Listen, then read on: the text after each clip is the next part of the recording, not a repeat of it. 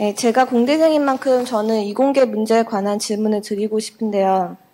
요즘 사회적으로 이공계 기피 현상이 심화되고 있는데 제 의견으로는 이공계가 성장해야 산업이 성장하고 그것이 또 경제 발전을 가져온다고 생각합니다. 대통령님께서 이공계 성장을 위해 갖고 계시는 방안이나 대책을 갖고 계시면 무엇인지 궁금합니다. 이공계 성장 방안을 질문 주셨는데 없었는데요. 예상 질문지에 없는데요.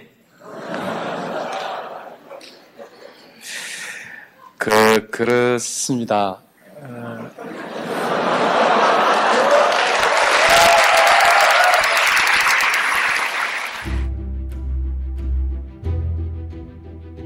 리더로서 가장 필요로 했던 자질, 그리고 대통령이 되신 후에 가장 필요로 했다고 생각하시는 자질, 그리고 리더는 꼭 필요한 자질이 있습니다. 그 조직과 사회를 위해서 꼭 필요한 리더십의 자질이 있고, 그 다음에는 없어도 되는 게 있습니다.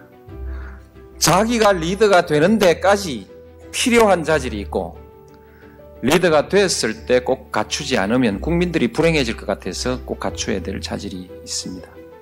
모두에게 필요한 자질로서 저는 품성에 있어서 성실, 공정, 신뢰, 절제, 헌신, 책임, 이 덕목들을 다 가져야 한다고 생각합니다.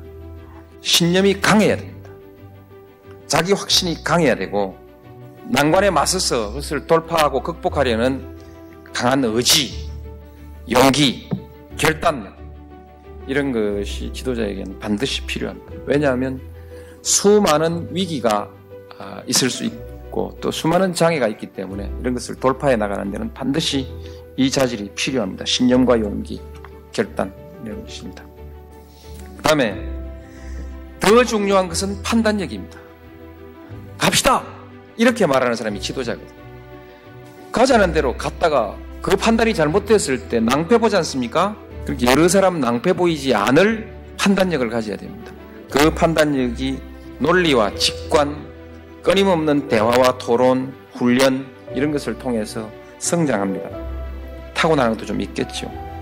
역사를 꿰뚫어 볼 줄 아는 판단력을 우리는 흔히들 통찰력이라고까지 얘기를 합니다. 통찰력은 정치 지도자에게 있어서는 역사의식을 말하는 것입니다. 그 밖에 이제 설득을 잘하고 말도 잘하고 연설도 잘하고 대화도 잘하고 무대에 나오면 제스처도 좋아야 하고 얼굴도 잘생겨야 되고 때로는 선동의 능력도 있어야 되고, 근데 이건 없어도 할 수 있습니다. 민주주의 사회에서 이것 갖고 다 되는 게 아니라는 거죠. 국민들이 재주를 요구하면 정치인이 재주를 부립니다. 오늘날 많은 정치공학 교과서들 읽어보면서 답답한 느낌을 받는데, 국민들을 어떻게 속일까? 어떻게 분위기를 잡아서 격앙하게 해서 몰아붙일까? 어디를 자극할까? 이런 기술들이 수없이 많이 있는데 때때로 필요하지만 그것이 지도자의 가장 중요한 조건인 것처럼 써놓은 책들을 보면 저는 답답함을 금할 수가 없습니다. 재주를 한 가지만 딱 얘기하라고 하면 가장 정직한 것이 가장 훌륭한 술수가 될 것입니다.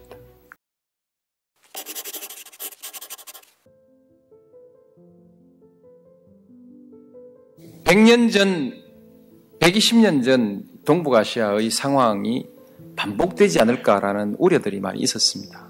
한국은 100년 전 한국이 가지고 있던 그 역량과 지금이 가지고 있는 역량이 아주 다릅니다. 갈등과 대립의 동북아시아 질서를 가지고 있는 한 여러 가지 위험들에 시달려야 하고 대비해 나가야 합니다. 만일에 이 동북아시아의 질서가 EU의 질서처럼 상호간에 신뢰하고 협력하고 점차 모든 그 규범들을 통합시켜 나가는 이런 질서로 간다면, 그럴 경우 우리 한국의 처지는 서로 갈등과 대립의 질서와 비교할 수 없는 그런 질서가 되는 것이죠. 그래서 동북아 시대라는 이 큰 비전이 필요한데, 이것이 갖는 우리의 역사에 대한 의미라는 것은 결국 지난 수백 년 동안의 우리의 역사라는 것은 어쩔 도리 없이 강대국의 변화에 따라 바람을 맞고 또 눈치를 보고 거기에 자신을 맞추어가는 그런 운명일 수밖에 없었습니다. 그래서 아직도 우리는 변방의 역사를 살아가고 있는 것입니다. 미국의 힘, 일본의 힘, 중국의 힘, 이 모든 것들을 위협적으로 느끼면서 그렇게 살고 있는 게 우리 운명이지 않습니까? 말로만 자주가 되는 것이 아닙니다.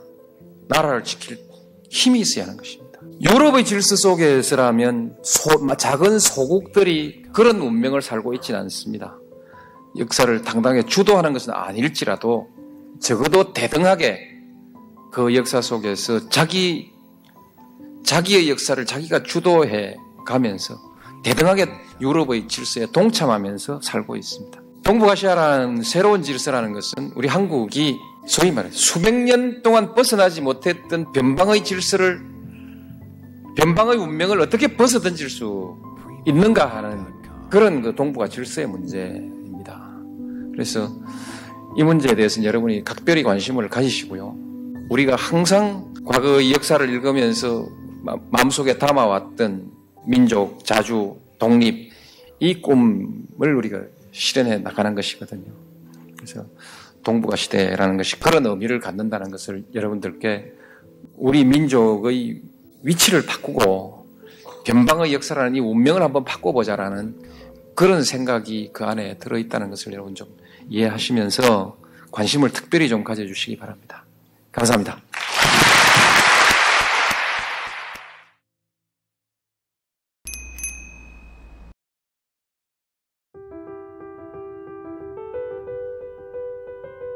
대통령은 준비되지 않은 말을 함부로 하기가 어렵습니다. 불쑥 질문받아서 준비되지 않은 얘기를 한다든지 또는 감정적으로 혹시 공격적인 질문을 받고 혹시 또 감정이 흔들린다든지 하면 대통령의 인물의 통은 좀 알아보는데 도움이 될지 모르지만 다행히 통이 크면 다행인데 통이 좀 작아가지고 미천이 드러나고 이렇게 되면 서로가 참 이게 좋은 일이 아닙니다.